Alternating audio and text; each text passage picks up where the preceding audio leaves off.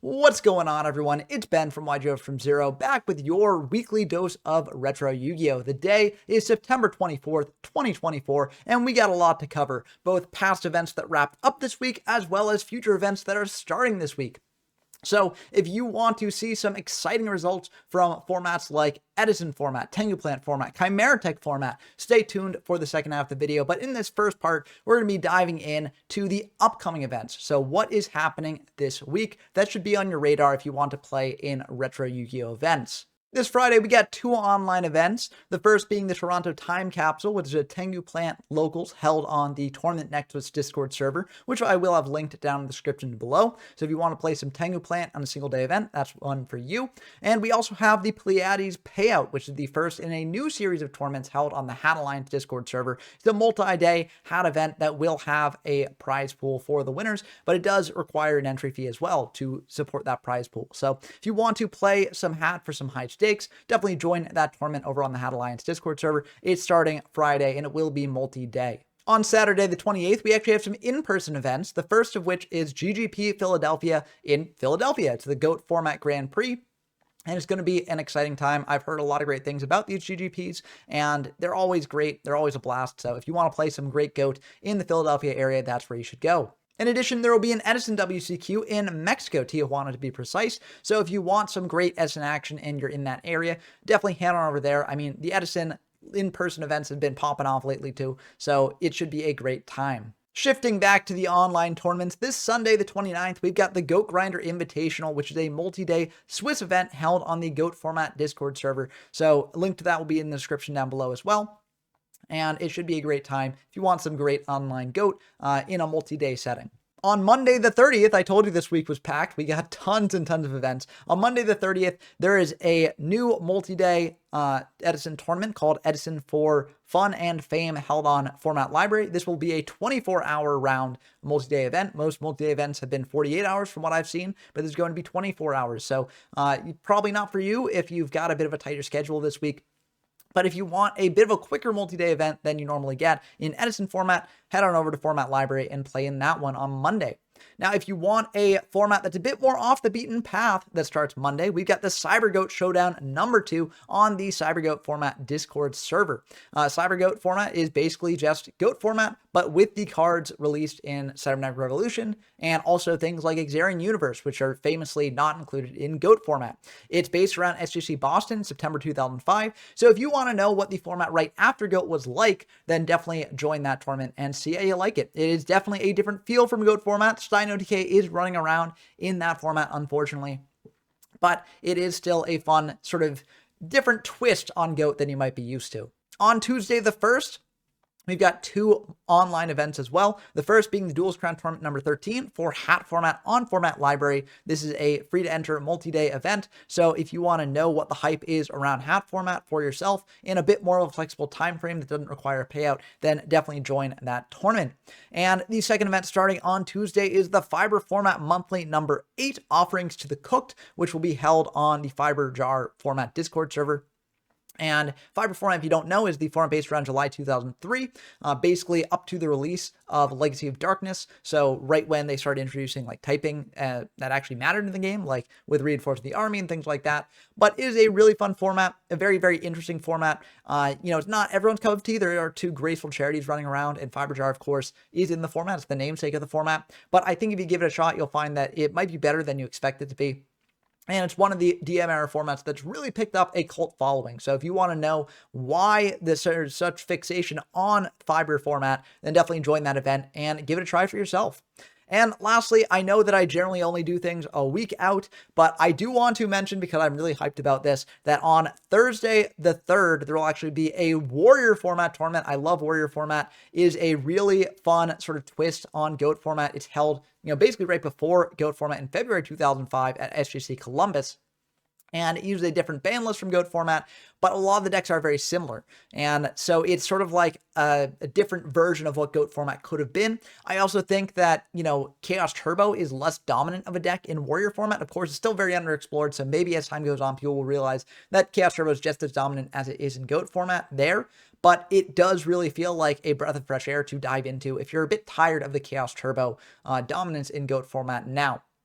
So definitely head on over to the Warrior Format Discord Sogan, which will also be linked in the description down below if you want to join that event and play in it, because it should be a lot of fun.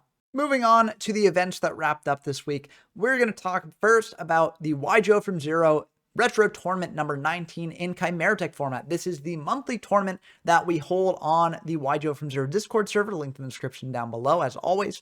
And it always shifts format to basically what I'm covering on the channel at the time.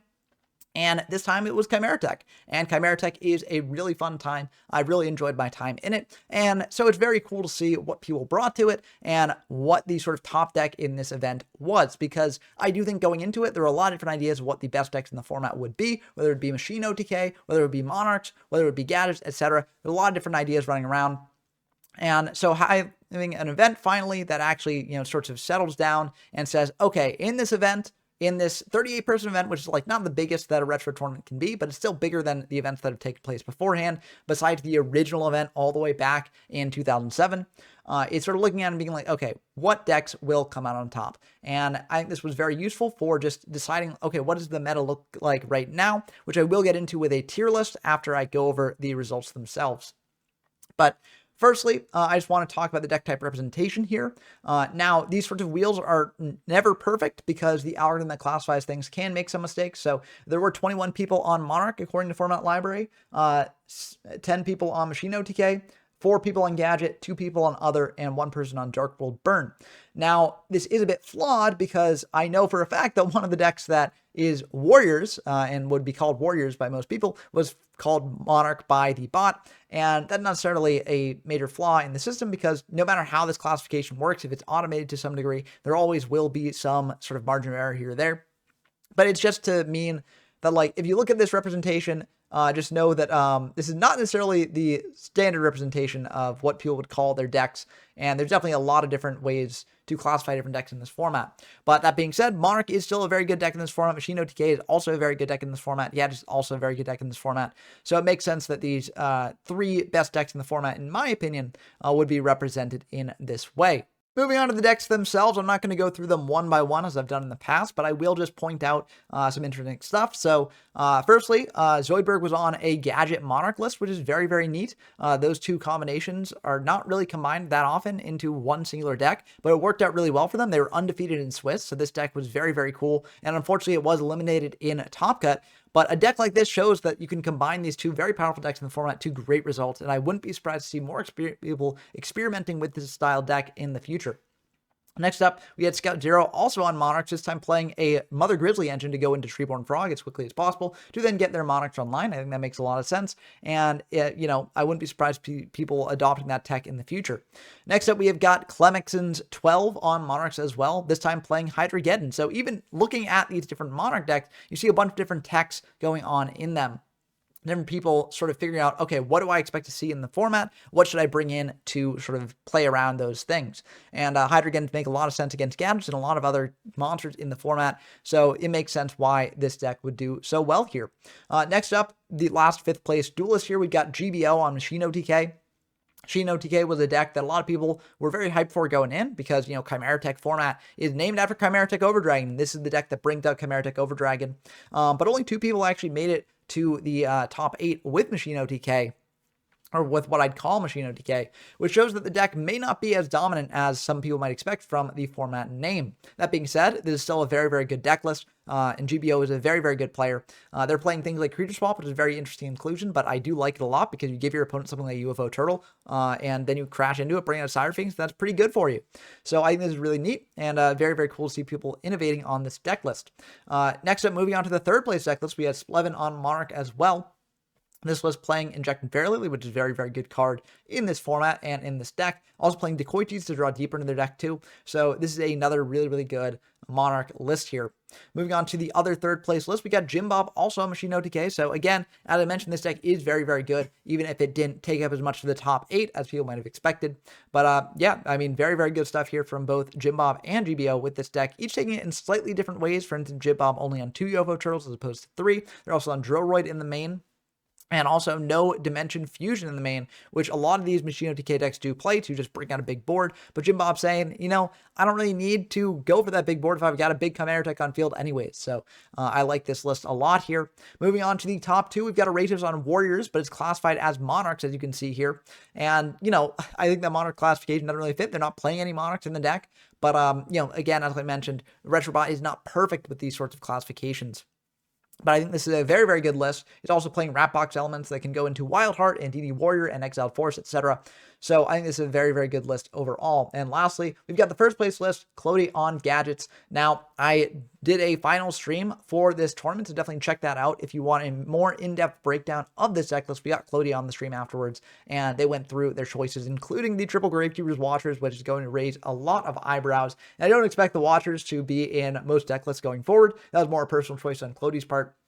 But I do think this does show that Gadgets are a deck to fear. A lot of people went in this event doubting the capabilities of Gadgets, but this sort of list definitely shows that Gadgets can perform and perform well, winning the event.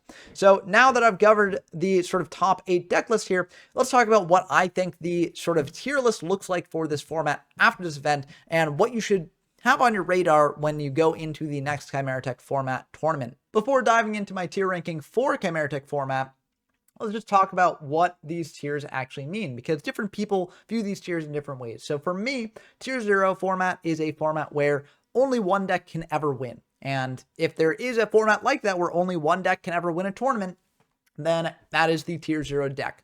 Moving on to tier 1 is a deck that you'd expect to win, but it's not necessarily the only deck that can win. So if you've got a big tournament, what decks would you not be surprised to see winning? Tier 2 are decks that you would be surprised to actually see win, but you wouldn't necessarily be surprised to actually see top a major event. Rogue decks are decks that you would be surprised to see topping a major event. And then trash decks are decks that can never conceivably actually top a major event. It's just decks that can maybe win a game or two, but most likely can't, and are just really, really bad. So those are the different tiers here. And now that we've defined these tiers, let's actually go through the different decks here. So I don't think Chimeratech is a tier 0 format. I think that there are a variety of different decks in it. And based on the results of the latest event, I do think that Gadgets are a tier 1 deck. I mean, 4 people were on a deck that was classified as Gadgets, and 2 of those people actually made it to the sort of top cut. Now, of course, again, there are, sort of discrepancies with how the bot classifies certain things, but 2 Gadget decks did make it to top 8, and not as many people were on Gadgets as you might expect. So I do think that does mean the deck is tier 1. Whether it's the best deck in the format or not does remain to be seen. There's a lot more testing to be done there, but I do think that as of now, it is firmly in tier 1. Going on to Machine OTK, I think this deck also does belong in tier 1. I think that, there are 2 people on Machine OTK to make it to the very top of the event, and I think that does show that this deck is very good. Now, that being said, it does have some consistency issues here and there, but if you can pull off your combo, it is one of the most powerful decks in the game. So definitely a very, very strong contender for tier 1. Of course, we've also got Monarchs in tier 1. I put them up here as well. I mean, a lot of the top cut were made up of Monarch decks, and it makes sense why, because Monarch is a very, very strong deck. Just bringing out 2400 guys that do something very good when they hit the field is very, very good. And if you get access to Treeborn Frog, you're able to bring these guys out more easily, and it can just be a very overwhelming deck to play against. So I think this is a pretty firm tier 1. I'm also going to put Warriors in tier 1 for now. Only one Warrior player actually made it to the final 8. But, they did make second place, so I think this deck could potentially ride in the future. But, I do think that, it does potentially lack in power level compared to something like Gadgets, which does something very similar. Even if the monsters that you're getting out with Gadgets are, less powerful than the monsters that you're getting out on average with Warriors, I do think the fact that, Gadgets can just keep that resource train going does sort of power creep Warriors a little bit. So in a format with tons of Gadgets running around, the Warrior deck might struggle a little bit, but I do think that Warriors in general is still pretty good. So I'm going to put it at bottom of tier 1 for now, top of tier 2, this sort of region here. And based on future events, this could definitely shift in the future, either dropping this down to tier 2 or moving this further up in tier 1. Next up, we got Bazoo Return. Bazoo Return, I'm going to put at the top of tier 2. I think this deck can do very, very well. I played it in this event, and it, was very, very good for me. I think that, I enjoyed playing it. It felt really good to play, and it can just be very, very powerful when it does go off. So I'm going to put in tier 2. I think it's a very good deck overall. Next up, we got Aliens. Aliens, I mean, unfortunately, as much as I'd like to say this is higher, I think it does belong in trash here. There are some interesting things you can do with Aliens. The trap, once you get A counters on stuff, can be very good.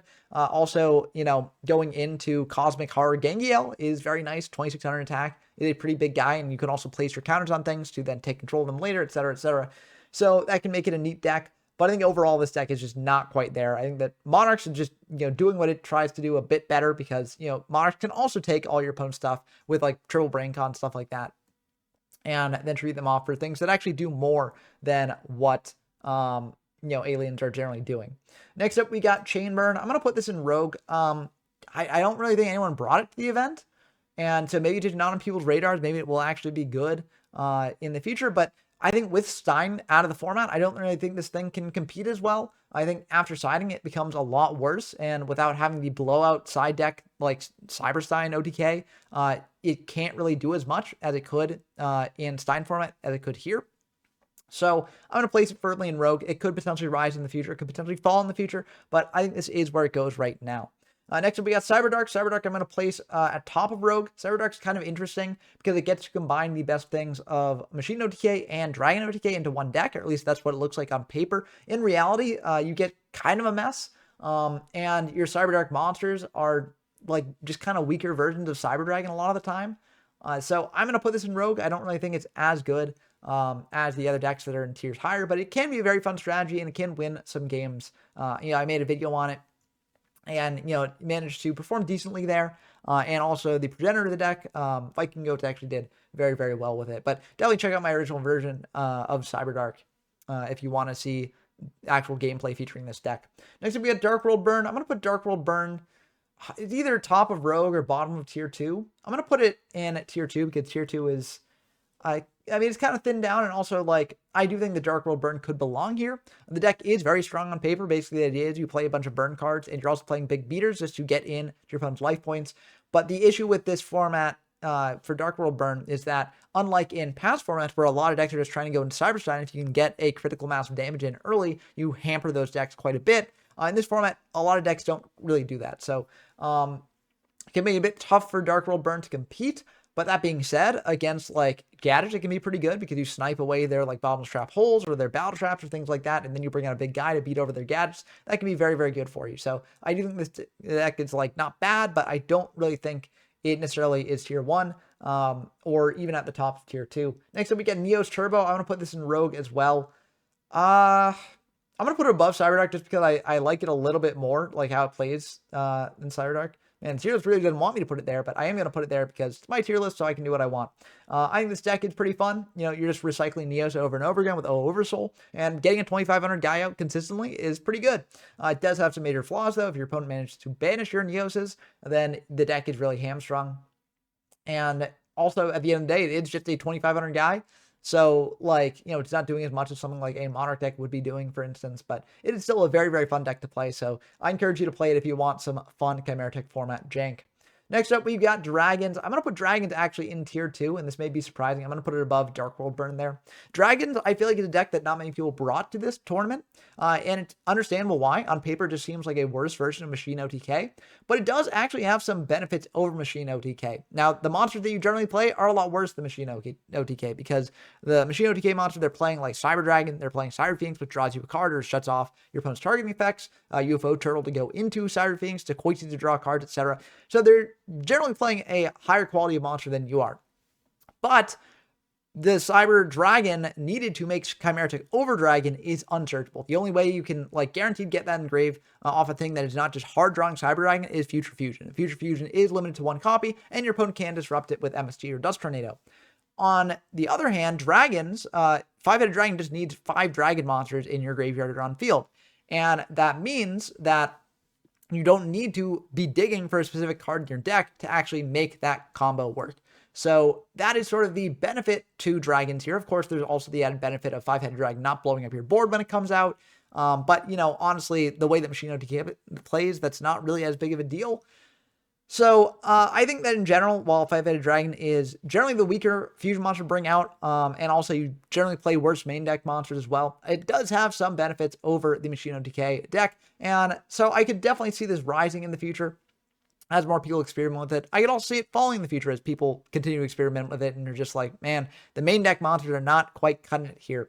But, I do think it's solidly tier 2, and I'd be excited to see people bring it to a later event.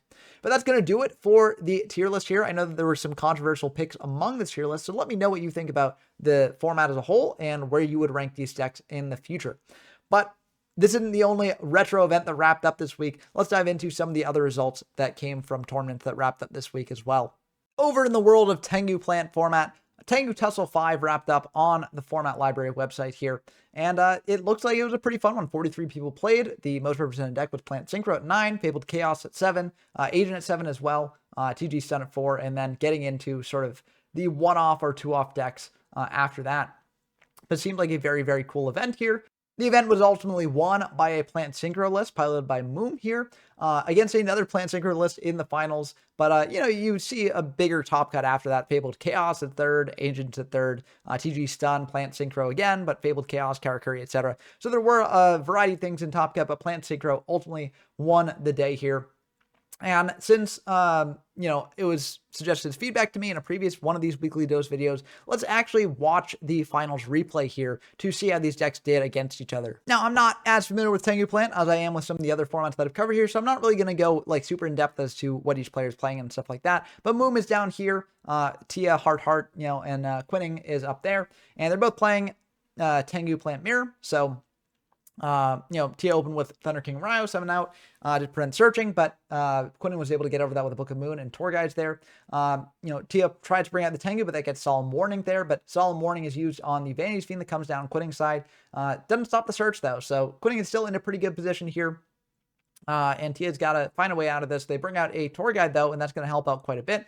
They bring out a Sangan, crash the Sangan into the Tour Guide. Tour Guide gets a search there for a Lone Fire Blossom to get into their plant stuff, and then Tour Guide will attack in for 1,000 damage. They're going to set a Dust Shoot and Dust Shoot away the Ryo there, so the Tour Guide will be able to come out, but Max C is going to be chained to that, so that means that Tia gets a draw there, and the Mind Con is going to deal with Tia's Tour Guide there, but that gets them another draw, so they're not too upset about that. Pot of Avarice will get fired off to draw 2 and shuffle back 5, and that Army Arm is going to hit in for 18. Now the Gore's drawn off the Max C, comes down, and that's going to complicate things for Quinning here, especially when that Lone Fire Blossom comes out and brings out a Spore. So TT is going to be fired on the summon of the Spore. Very good patience there from Quinning, but Tia does have the Foolish Burial to send a Dandy, bring out 2 Dandy tokens, and then the Spore will come out from grave, banishing a Lone Fire, but that will get Effect Veilered, so it's only level 1, going to Formula, drawing a card, and then BLS will come down to try and beat in. The MST on the set card there will wrap up the game, so Tia able to come back from a bit of a rough start.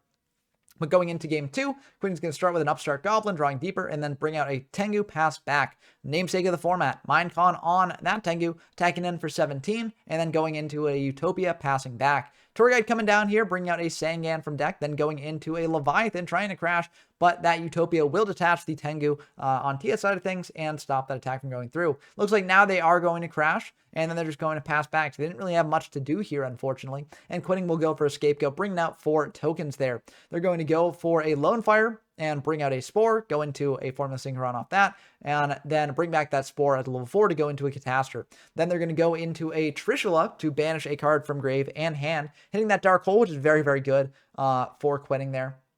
And the Reborn will be negated by the warning, so that Trishula will just be able to sit on field for quite a bit. A bit of a rough time for Tia here. I'm not sure really how they can come back from this at this point. Maybe if they draw into a monster, they can turn on their 1-for-1 and do some stuff, but it's not really looking good for them. A Tengu will come down here, attacking in for 17 and then 27, and they're only at 700 life points, so it's going to be a bit rough for them. They draw Caius, so now they can activate their 1-for-1. They are going to bring out a Glow Up Bulb there, tribute for the Caius, and unfortunately that will get warninged, so, a bit of a rough spot. They're going to mail off the Bulb, Econ into that Trishula, and then go for a Pot of Avarice there to shuffle back and try and draw into something good here. But it's basically just praying here, and unfortunately that will not quite do it, so they draw into a Tengu, but yeah, it's just kind of rough. They're going to set this Econ. That Caius will come down and banish itself and deal that last bit of damage there. So going into game 3, Tia is going first here, which does help. They're going to have a Solemn there, so they could have potentially Solemn the Lone Fire, but they chose not to, and Queen just going to bring out a Dandy in defense. That Tour Guide's going to come down, and then they're going to use the Econ attributing the Sangan to get a search of Maxi there, and then overlaying with that Dandy most likely, I assume. But first they're going to attack in with everything here, and then probably overlay. So this means that if there's a Gorge, it won't be too big of a token, I assume. But they're going to detach that Tour Guide there, and Quitting's just going to T-set and pass. They're going to go for a Mind Calm, but Quitting's going to chain that Econ to try and take control of the Leviathan, and this is going to be pretty good. If this all goes through, then that is lethal, I believe. But Maxi getting used before the battle phase to then draw some cards there. They're also going to detach the Dandy to draw another card on top of that. So it's all looking pretty good for Tia here, especially when they've got a Needle Sealing set. So now if Quitting does go for stuff, they can potentially blow up the board here. You're going to tribute a Vanity's Fiend, and then there goes the Needle Sealing. So a Tengu will bring in another Tengu, and it's looking pretty good for them. That BLS will be able to banish that last Tengu, though. So, you know, BLS, a very, very powerful card in this format, and can potentially turn the game around for Quitting here. But the Ryo will come down and beat over the Sangan. BLS could just attack over the Ryo or banish it. Looks like they're just going to attack into it to get the damage in, and that will drop Tia down to 2,900. They're then going to reborn the Ryo, so that means that 1, there's not a Light Engrave for a Light and a Dark, and 2, this does prevent searches. But Tia is going to set that Debris Dragon there, and then go for a Scapegoat in the end phase here to go into a powerful Synchro next turn, potentially. And they're going to go into an Orient Dragon. Kind of interesting, given that this card only really comes down a lot of the time when there's a Synchro monster on the opponent's side of the field. But, you know, you do what you can. They're going to go into a Formula off that Glow Bulb, then Dust Shoot to try and take card out of hand. Quitting will try and banish with the BLS, but Tia will use the Formula Synchron to quick Synchro into a Scrap Dragon there. And a Ryo will come down. Scrap Dragon will pop the BLS and one of the tokens, and there's passing back. So they're looking pretty good for Tia here. Glow Bulb will come back, and you know, they're just going to Scrap Dragon, pop the Glow Bulb and the Reaper. They're going to attack in over a Tengu, over another Tengu, and they're just going to set a Spore, pass back. Looking pretty good for Tia, but there are some draws that do it here. They're going to try going into a Catastor, but the Ryo will negate that, and unfortunately they're just left with 2 Solemn Warning there. So Tia will be able to win that game. And yeah, pretty exciting Tengu finals here. Moving on into the Edison events. Before we get into the online Edison events, RBET New York wrapped up this weekend, and it was really exciting. Gladiator Beast won the event. If you want a more detailed breakdown of the top 8 deck list from the event and also coverage from the event, I'll leave a link to the video that E3 Video did of the top 8 deck list there. So definitely give that a watch if you're interested, because it definitely is a very, very sick final list there.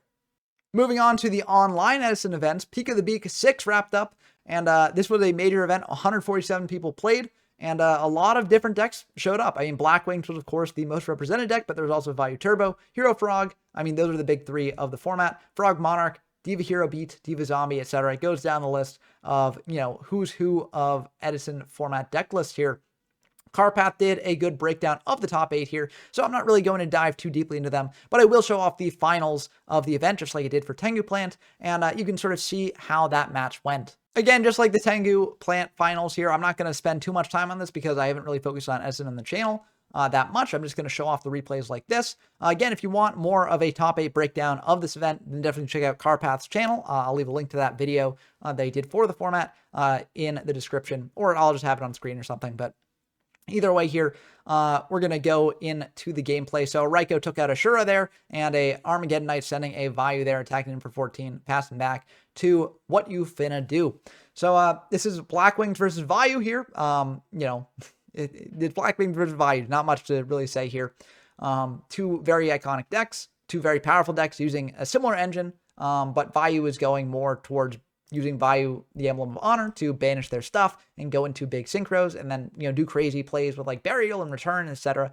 And Blackwings is playing a bit more just with the Blackwing engine and going for stuff like that. But Burial on the Sirocco there, Vayu banishing that and the Sirocco to go into an Armwing, and Bottom's going to try and come down on the Armwing, but Solemn will hit that, and then that Sirocco will be able to puff itself up to 6,600, and then Dark Arm will be able to brought out, pop the opposing Armwing there, and then get in for lethal damage. So very, very explosive ending to game 1. Going into game 2 here, we got Allure banishing the Sirocco, and then bringing out Ashura, sitting on that with the Clute in hand, so it makes sense. Does shoot to send back the Sirocco there.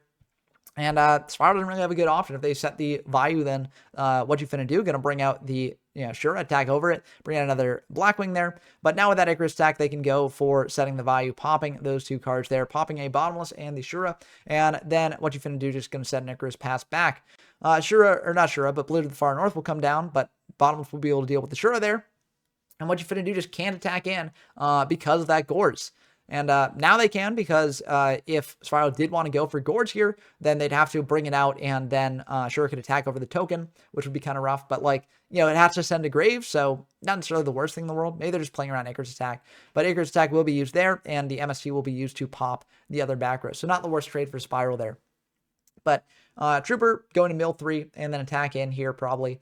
There is a set, so Gorz can't really come down right now. And this does get in for a fair amount of damage, so it makes sense to go for this. What you finna do, going to set an Icarus as well. Going for a Sirocco here, trying to puff itself up to 3,800 here. And now they're going to attack in to the Shura there. That's going to go through.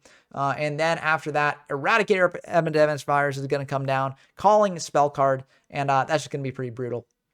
DD Crow is going to be used on the Vayu, but Barrier from the Different Dimension will send that back, bring out an Arm Wing. And now what you're going to do is in a really bad spot. They can mill 3 off the Card Trooper. They're going to bring out a Blizzard here, but TT is going to blow up the whole board. They do draw another, which will be revealed off the Eradicator, and they're just going to pass back. Return should wrap things up here. And they're going to tribute that for a Gorz, and then, you know, banish for an Armor Master. And yeah, that's more than enough damage to win the game. So Spiral will take that one. Vayu Turbo triumphing over Blackwings there.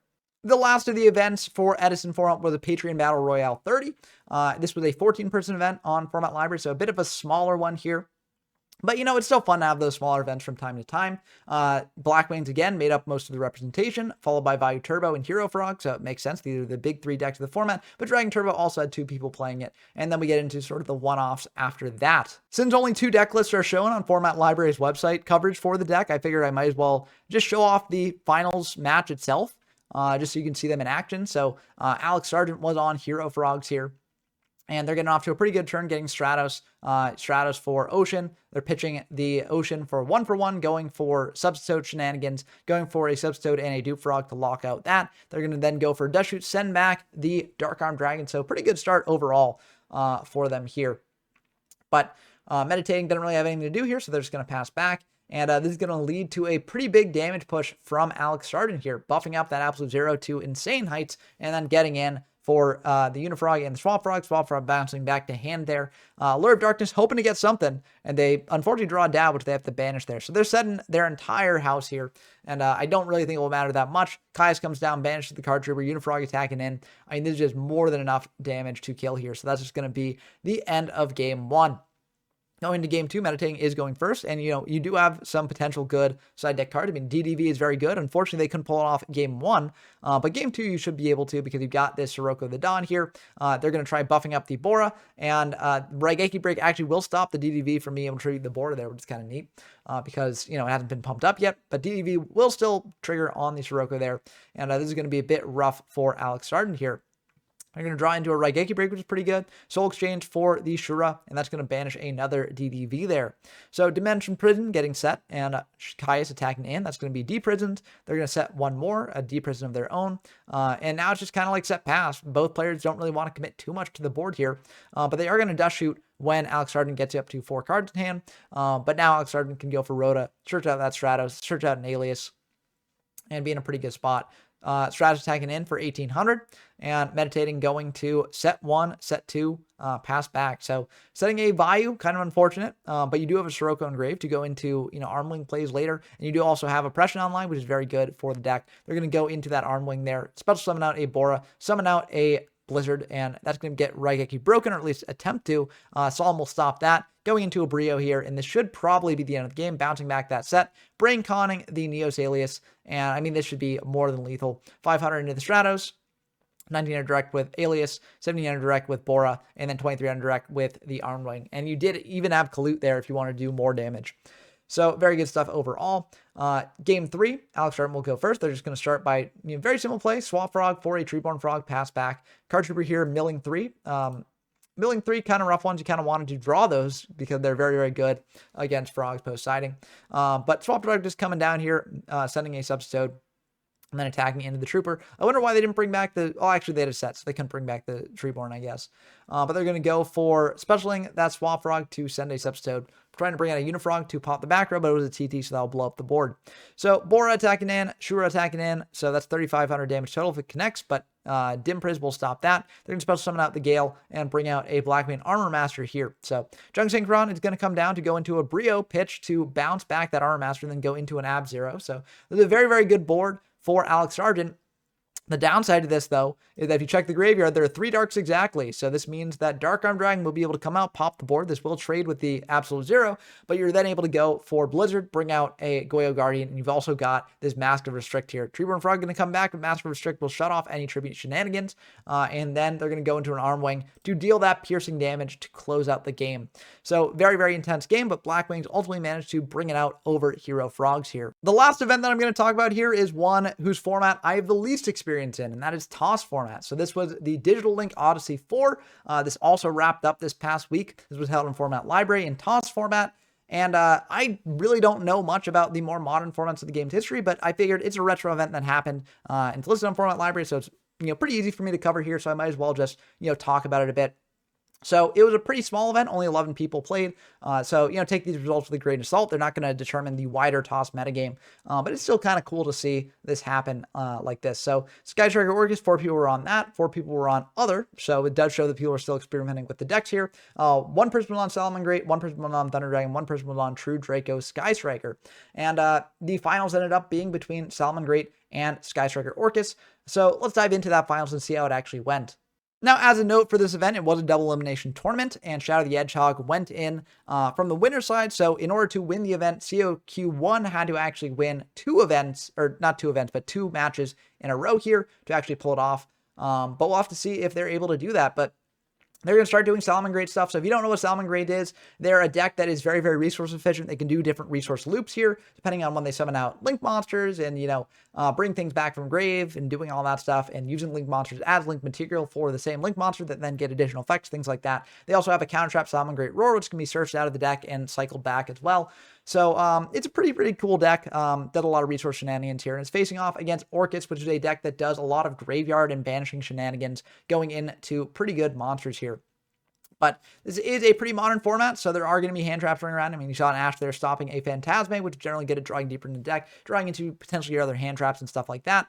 But Shadow the Hedgehog is going to be comboing off here into some pretty big stuff. They're going to go into Dingirsu, which is kind of like the boss monster in the deck. It's unaffected by a lot of stuff, and also you can detach things from it to pop stuff, so that's pretty good as well. And they're going to go into an IP Masquerena in main 2, which can then be used to link summon on their opponent's turn to go into other stuff here. And they're also going to set that Widow Anchor there to take control of things if they've got 3 or more spells in grave. And unfortunately, they do not right now. So they can't quite do that now, but they can still use it to negate an effect here. So, but Salomon Great stuff is going to do Salomon Great stuff. It's going to go into a bunch of stuff here, attack over the IP, and then go into a Signet Mining here to search out another Salomon Great. The Fox is going to come back, pop that Orchestrated Babble, which is the field spell for Orcus there, and then they're going to recycle their own field spell here, go into a Mirage Stallion, which can bring out another guy. They're going to go into Salomon Great. They're going to shuffle things back with the Mirage Stallion, and then they're going to bring back that Jack Jaguar with its effect to then go into some other stuff here, into a Balinx, which can then search out a spell or trap, or I guess recycle a spell or trap here, go into a Heat Leo here, which can I'm pretty sure it shuffles back a spell or trap into the deck, but the Widow Anchor is going to be chained to that. So Armageddon Knight's pretty good here overall. It gets a Dark Engrave to do stuff with. So now you can go into that Galatea there, but Phantasma is going to come down, draw 2, shuffle back 1.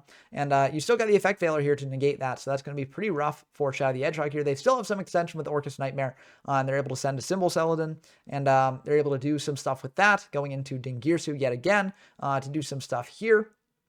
But yeah, just kind of a rough board state for them to come back from. They're going to go into Topologic Trisbana, which is kind of a wild card overall. They're also going to bring back a Gizmek Orochi, which can be brought out after banishing some stuff.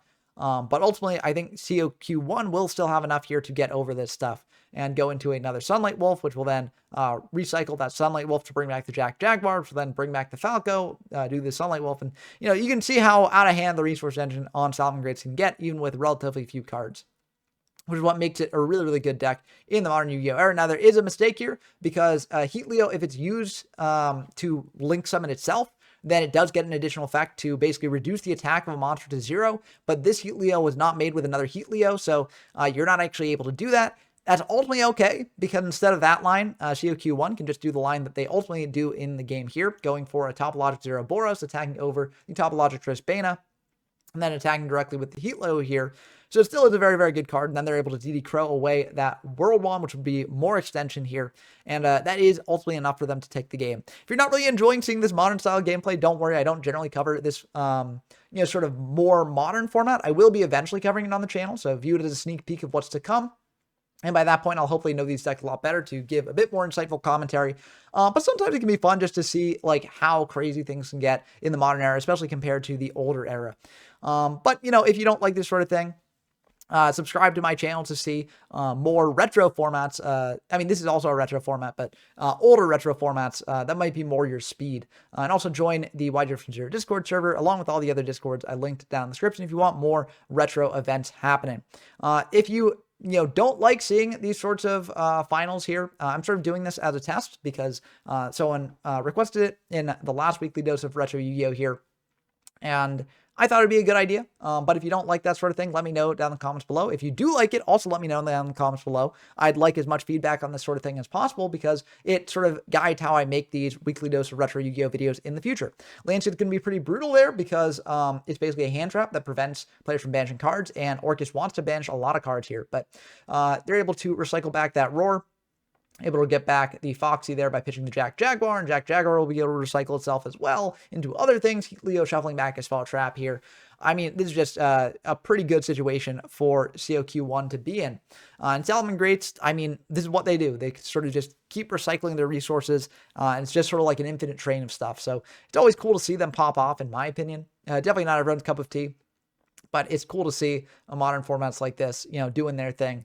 So, yeah, it looks like Jack Jaguar is going to shuffle back that Sunlight Wolf, come back with his effect, and then they're going to go into an Abyss Dweller to shut off graveyard effects here. Pankratops will be able to summon out because, the opponent has monsters and they do not.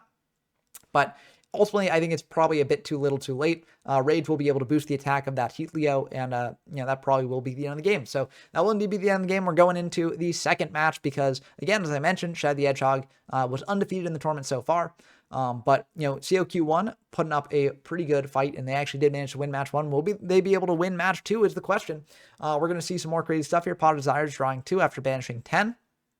And they're going to activate that Sanctuary, which lets them go into a Balinx here, which then they can summon out this Gazelle, send a Jack Jaguar, which can then do stuff as well, but the spinning gets to come back as well. Mirage Stallion, bring out another Salamangreat here, going into a Sunlight Wolf, and then the Jack Jaguar can shuffle back the Mirage Stallion to bring itself back, and then they can get back the Gazelle with the Sunlight Wolf, and then go into an Abyss Dweller and end the turn. So Abyss Dweller, very, very good against this deck, shuts off graveyard effects, Cosmic Cyclone to deal with the Infinite Impermanence, but that will negate the Phantasme there.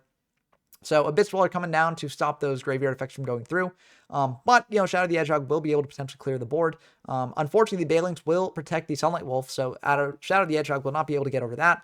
They'll try to shuffle back the Sanctuary with the Phoenix, but unfortunately, Effect Failure will stop that from going through, and that'll just be the end of Game 1. Game 2, it looks like COQ1 is again going first, so it seems like Shadow the Hedgehog is choosing to try and board break as opposed to set up their own board. But we'll have to see how that goes for them. They're going to activate Will, which lets them extend further, go into Sunlight Wolf, and set the Roar pass back. So they've got Ash to stop the Armageddon Knight. The Pankratops will attack in, but the Balinx will protect the Sunlight Wolf there, and then Roar will negate the Pankratops from popping the Sunlight Wolf. They'll tribute Lancia to try and shut off banishes here, but chaining to that will be Orochi, which does banish and is able to get over that Sunlight Wolf. So Armageddon Knight able to attack as well. They'll go into a Nightmare Phoenix to get rid of that Will of the Salamangreat and imperm that Lady Debug. So they do have another Will of the Salamangreat to extend further. Phantasme will be able to come down and draw them into something that's potentially a hand trip, but unfortunately it will not quite work out for them. So they're able to do basically, full combo here, go into a bunch of stuff, get back the Ash Blossom for further stuff. They're able to bring out Heatleo here, attack over the Phoenix, and the Orochi will still be able to come out, and that potentially beats over the Heatleo on the following turn, but they might have another Balinx engraved to protect it. Looks like they do not, or they do. Okay, yeah. So that'll stop one attack from going through, then the Orochi will be able to attack the Heatleo, Greffer will be able to attack directly there, and then they'll go into a Nightmare Unicorn to send back that Spell Trap. They're going to go for Cyanite Mining, pitching the Ash, getting Gazelle here, and then the Gazelle will be able to come down and extend further into potentially Mirage Stallion and stuff like that. So they're able to send a Roar, go spinny back into Mirage Stallion, detach from that, go into Jack Jaguar, link into a Sunlight Wolf here, use Mirage Stellar to shuffle back the opponent's Link Monster, get back Sunlight Wolf into deck, go for Jack Jaguar here. It's pretty much over here. Hedgehog's on, no cards here, and facing down a pretty formidable board with an Omni Negate there, so that probably will be the end of the game. So and it looks like there was also lag issues at this time, but Rage will also be a pretty flexible card overall as well. Rochi coming down here, but the Roar is going through there, and that'll just be the end of the game. So, very, very different pace from the other, sort of games I showed off in this video. Let me know whether you want me to cover retro formats from this far into the future, or whether you'd like me to stick to a given time period or not. I'll eventually be covering them all on the channel, at least that's the plan. But right now I'm still in the GX era, so not everyone may find that to be their thing. But that's going to do it for this video. I hope you enjoyed your weekly dose of retro Yu-Gi-Oh! Here. As always, big shouts to my patrons, Rinspin, Porkchopkin, Bren Donkler, Tylen Cofton, GMYFS, Dump Truck, and Scout Zero. It means a lot that you all support me this way and encourage me to make more videos like this in the future. I hope you enjoyed. As always, let me know what you thought of the video and the format down in the comments below. And until next time, I've been Ben from YGO from Zero, and I'm signing off.